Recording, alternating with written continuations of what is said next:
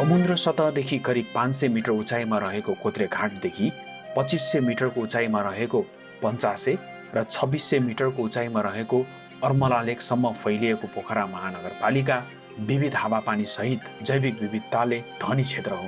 यस ठाउँमा महत्त्वपूर्ण तथा मूल्यवान अनदी धान, पोखरेली जेठोबुढो धान, उवा, फापर, कोदो, कागुनो, बाँच्न आउने घिरौला साथै विभिन्न कन्दमूलका जातहरूको विविधता पाइन्छ। कृषकहरूले परापूर्वकालदेखि नै खाद्य तथा पोषण सम्बन्धी आवश्यकताहरू पूरा गर्न विविध स्थानीय बालीका जातहरूका खेतीपाती गर्दै आएको पाइन्छ।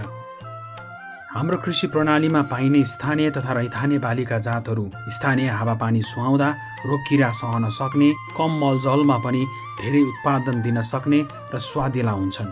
कृषि जैविक विविधता भनेको हाम्रो खाद्य सुरक्षा, हाम्रो पोषणको मूल आधार हो। त्यसै गरिकन लाखौँ करोडौँ साना सीमान्तकृत जनसमुदायको यो जीविकोपार्जनको स्रोत पनि हो। त्यति मात्रै होइन, यसले जलवायु परिवर्तनलाई न्यूनीकरण गर्ने, त्यस पछाडि गएर यो वातावरण सन्तुलन राख्ने लगायतको कुरा र समग्रमा यो कृषि पारिस्थितिक प्रणाली जसलाई हामी भन्छौँ इकोसिस्टम, त्यो इकोसिस्टमलाई सन्तुलनमा राखेर मानव सभ्यता, मानव अस्तित्वलाई नै एक खालको यसले सघाउ पुर्याइराखेको हुन्छ।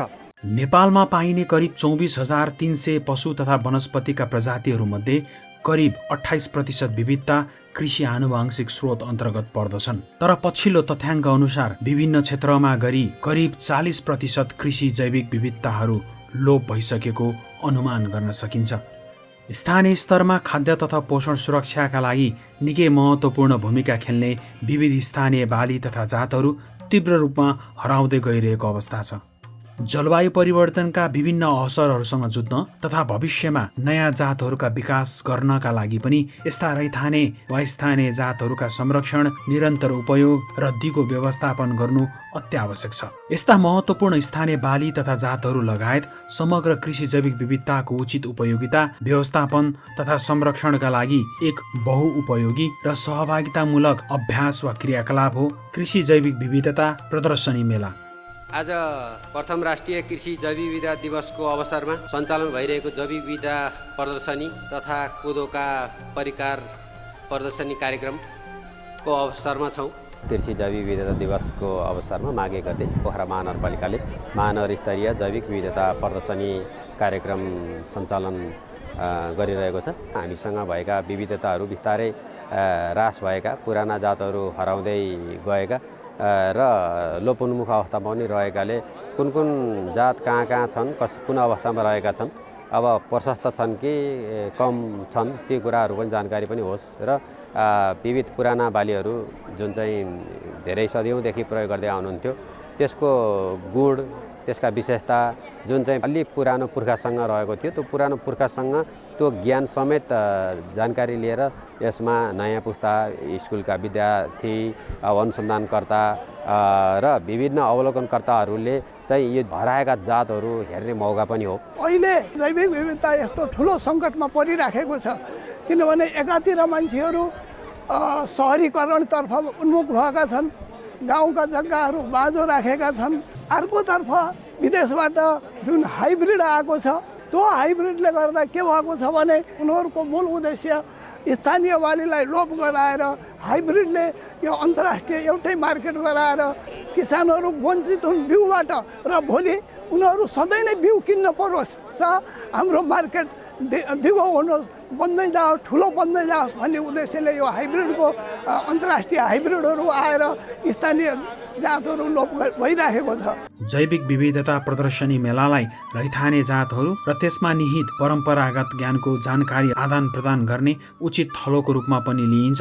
मेरो गाउँमा, मेरो ठाउँमा भएको बिउ बिजन अर्को ठाउँ नहुन नि सक्ने रहेछ, जस गर्दाखेरि त हुने रहेछ नि भन्ने चाहिँ एउटा सन्देश आएको छ। यसरी स्टलमा ल्याएर राख्दाखेरि मनमा अलिकति ऊर्जा बढ्यो, भोलि पनि यो अझै सबै कुरा बनाउनु पर्दो रहेछ है भन्ने थोरै मनमा जाग्यो र यहाँ दर्शकहरू आउनुभयो, सोध्नुभयो यो कसरी होइन, खुसी लाग्यो। उहाँहरूले हामीले नि यो बनाउन सक्दो रहेछ, उहाँलाई नौलो कुरा भएछ भन्ने भयो र राम्रो लाग्यो। हाम्रै महानगरमा पनि यति खालको चिजहरू चाहिँ नि उत्पादन हुँदो रहेछ भन्ने खालको कुरा, नाम नसुनेका कुराहरू पनि हामीले यस स्थलमा आएर चाहिँ नि बुझ्न पाइयो। र हामीले चाहिँ अब लोभ उन्मुख हाम्रा चाहिँ नि खेतीबालीलाई पनि आज हामीले ल्याउन पाइयो र अरूका लोभ उन्मुख चिजहरूलाई पनि हामीले आज देख्न पाइयो। एउटा अनुभव ठुलै खालको ऊर्जा मिलेको छ कृषकहरूलाई। भोलि चाहिँ हामीले यसरी अरू चिजहरू यसरी उत्पादन गर्न पर्ने रहेछ, उत्पादनमा हौसला मिलेको छ। यस्तो मेलाको आयोजना मार्फत कृषि जैविक विविधता बढी भएको क्षेत्रको पहिचान, लोपोन्मुख र महत्त्वपूर्ण आनुवांशिक स्रोतहरूका पहिचान र खोजी गर्दै संरक्षणका योजनाहरू निर्माण समेत गर्न सकिन्छ। जैविक विविधता प्रदर्शनी मेलाको आयोजना कृषक समूह, पालिका तथा विभिन्न सरोकारवालाहरूका संयुक्त पहल र सहभागितामा गरिन्छ। मेला आयोजना गर्नुभन्दा पहिला सम्पूर्ण सहभागी कृषक तथा समूहहरूलाई अभिमुखीकरण तालिम प्रदान गरिन्छ। उक्त तालिममा जैविक विविधताको महत्त्व, प्रदर्शनी मेला आयोजना गर्नुको औचित्यका साथै अभिलेखीकरण गर्ने तरिका, बाली तथा जातहरूका सङ्कलन र प्याकेजिङ गर्ने तरिकाहरूका बारेमा जानकारी गराइन्छ र त्यसै अनुरूप समूह भेला भई प्रदर्शनीमा सहभागी हुनका लागि पूर्व तयारी समेत गरिन्छ। आयोजकले प्रदर्शनीमा सहभागी हुने हरेक समूहहरूका लागि छुट्टा छुट्टै स्टलको व्यवस्था गर्नुपर्दछ। प्रतिस्पर्धात्मक रूपमा सञ्चालन गरिने कृषि जैविक विविधता प्रदर्शनी मेलामा कृषकहरूलाई धेरैभन्दा धेरै बालीका विविधता सङ्कलन गर्न र प्रदर्शन गर्न उत्साहित गर्नुपर्दछ। यस प्रकारको मेला सकेसम्म धेरै बाली वा जातहरू उपलब्ध हुने समय वा कुनै चाडपर्व वा विशेष अवसर जस्तै वातावरण दिवस, जैविक विविधता दिवस वा माघे सङ्क्रान्ति आदिका बेला आयोजना गर्नु उपयुक्त हुन्छ। प्रदर्शनी मेला आयोजना गर्दा सहभागी सबैलाई पाएक पर्ने ठाउँ छान्नु पर्दछ। मेलामा स्थानीय समुदाय, कृषक, शिक्षक, विद्यार्थी, कर्मचारी तथा सञ्चारकर्मीहरूलाई आमन्त्रण गर्नुपर्दछ। मेलामा सहभागी हुन कृषक वा सहभागीहरूले ल्याएका विविधताहरूलाई आकर्षक ढङ्गले सजाउने वा प्रदर्शन गर्ने व्यवस्था मिलाउनु पर्दछ। मेलामा आउने आगन्तुकहरूले बाली तथा बिउहरूका बारेमा बुझ्ने, जानकारी लिने र सम्भव भए बिउहरू साटासाट गर्ने वा किन्ने वातावरण पनि सृजना गर्नुपर्दछ। मेलामा कृषि जैविक विविधता सम्बन्धी जनचेतनामूलक सामग्रीहरू तथा प्रकाशनहरू पनि राख्न सकिन्छ।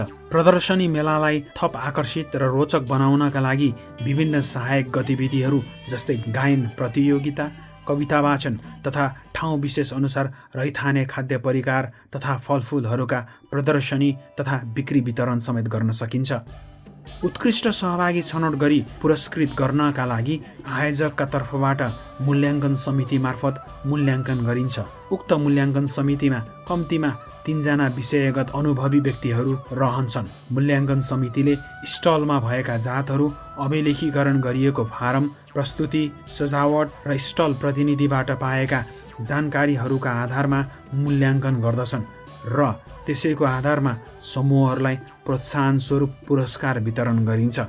समग्रमा जैविक विविधता प्रदर्शनी मेलाको आयोजनाले जैविक विविधता सम्बन्धी जनचेतना अभिवृद्धि, संरक्षण, प्रवर्धन, अनुसन्धान तथा विकास र अन्वेषणमा टेवा पुग्नुका साथै पर्यावरण तथा सांस्कृतिक सम्पदाहरूका संरक्षण र दिगो आर्थिक अवसरहरू सृजना गर्न महत्त्वपूर्ण भूमिका खेल्दछ। रैथाने जातलाई संरक्षण दियौँ भने यो चाहिँ श्रेय हुन्छ र यहाँको जगेर्ना हुनसक्छ र हामीले बचाइराख्ने हाम्रो सम्पत्ति हो। भावी पुस्ताहरूलाई हामीले हस्तान्तरण दिन सकिन्छ। हस्, धन्यवाद।